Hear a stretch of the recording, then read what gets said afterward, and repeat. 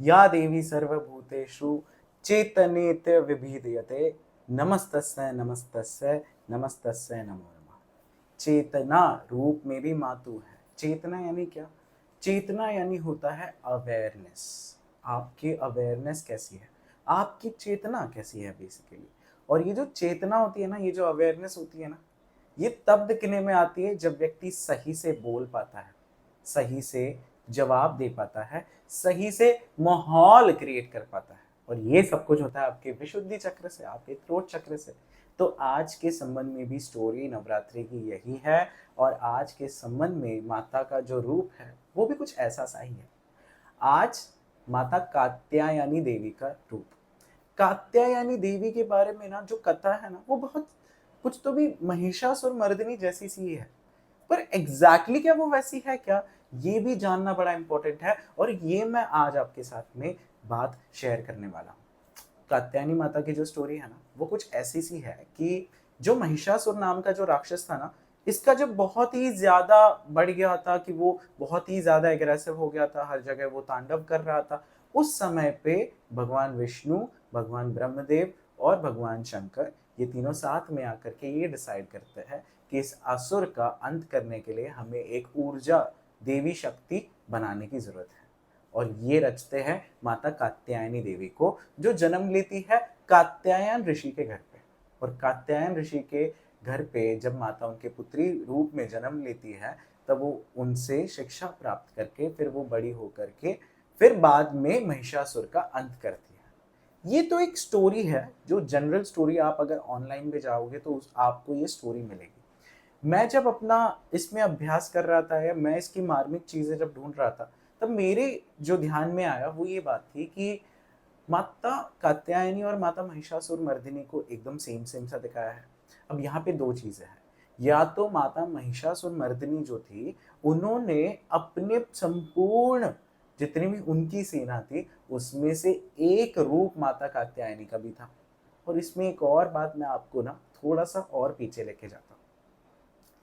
कात्यायनी देवी कात्यायनी भी क्यों बोली जाती है? क्योंकि वो पुत्री किसकी है? कात्यायन ऋषि की। जब कात्यायन ऋषि के बारे में मैंने सर्च किया, तब मुझे पता चला ये अपने समय के बहुत ही ज्यादा विद्वान व्यक्ति थे। उनको मैथमेटिक्स, गणित शास्त्र बहुत ही सुंदर आता था। उनको ग्रामर बहुत ही सुंदर आता था, यानी कि व्याकरण उनका बहुत ही सुंदर था। उनकी संपूर्ण जो बातें थी वो कहीं पे तो लैंग्वेज या भाषा से संबंधित थी। और लैंग्वेज या भाषा के संबंध में होने के कारण वो किसी भी डिस्टॉर्टेड या गलत जो बोल रहे हैं या प्रभाव डाल रहे हैं, उनको अपने मुखवाणी से सही करते थे। उनकी मुखवाणी में कात्यायनी माता उतर गई थी। ये इसका प्रतीकात्मक रूप है। अगर आप ध्यान से देखोगे, उनकी मुखवाणी में कात्यायनी उतरने के कारण उनके हाथों आसुरीय प्रवृत्ति का वध हुआ। कितनी इंटरेस्टिंग बात है ना। इसीलिए भी माता कात्यायनी कात्यायन ऋषि के पुत्री के रूप में जन्म लेते हैं, ऐसी ये स्टोरी है। अब कात्यायनी माता के दिन, यानी इस दिन आपको खास कर क्या करना चाहिए, ये भी उतना इंपॉर्टेंट है। क्योंकि संपूर्ण बात चेतना की है।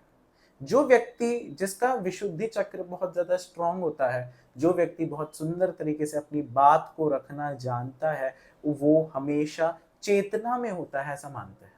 तो कहीं पे तो चेतना और विशुद्धि चक्र का संबंध साथ में आता है। और इसीलिए विशुद्धि चक्र की मेडिटेशन आज के दिन करने से आप भी चेतनामय आ जाते हो, और आप बात करते समय भी चेतनामय लगते हो। तो कैसे करें इसका मेडिटेशन? आप सिंपली एक जगह पे बैठ जाइए, शांति से लंबा सांस लीजिए और ओम की ध्वनि का उच्चारण कीजिए। क्योंकि जब जब आप ओम की ध्वनि का उच्चारण करते हैं और आपके गले में आप फील करते हैं, तब आपका विशुद्धि चक्र एक्टिवेट होने लगता है। और पिछले कितने ही दिनों से हमने देखा कि हर चक्र में से कैसे धीरे धीरे हम अवेयरनेस स्टेट आगे बढ़ा रहे। तो इसके कारण कहीं पे तो हमारे चक्र खुल रहे हैं। और आने वाले कुछ आगे के सेशंस में आप देखोगे कि कैसे संपूर्ण कुंडलिनी जागृत भी नवरात्रि के दिनों में की जाती है। तो आई होप आपको आज का कंटेंट भी चेतना के संबंध में, कात्यायनी माता की कथा के संबंध में और विशुद्धि चक्र के संबंध में बहुत ही अच्छे तरीके से ज्ञात हुआ होगा। मैं चाहता हूँ आप अपने एक्सपीरियंसेस कमेंट सेक्शन में भी शेयर करें, ताकि मैं भी जान सकूँ आपको कैसा अमेजिंग सा ये कंटेंट लग रहा है। क्या आपको लगता है इसमें और कुछ चीज़ें आपको जानने की ज़रूरत है? क्योंकि मैं सोच रहा हूँ कि क्योंकि ये इतना इंटरेस्टिंग है, मेडिटेटिव है और ज़्यादा काम का है, इसीलिए हम इसको और थोड़ा आगे लेके जाए।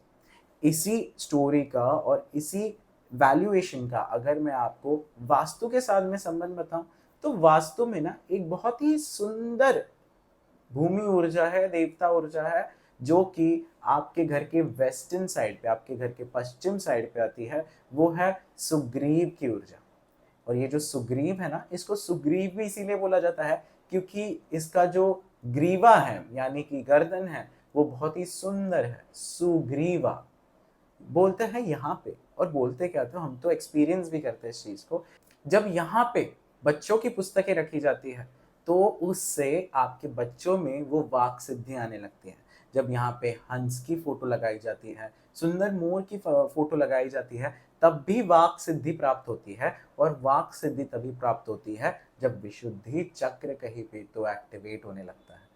तो आप भी वेस्टर्न साइड पे हमारे भाव चक्र पे देख सकते हो, वेस्ट साउथ वेस्ट में सुग्रीव की ऊर्जा। और वहां पे आप जरूर बैठिए आज के दिन एटलीस्ट 5 से 10 मिनट और अपनी वाक शक्ति को फील करिए। आप इससे भी देखोगे कि कैसे ऊर्जाएं, भूमि ऊर्जाएं भी काम करती है, वास्तु ऊर्जाएं काम करती है ना। इंटरेस्टिंग बात। आई होप आपको कंटेंट आज का बहुत अच्छा लगा हुआ हो। धन्यवाद।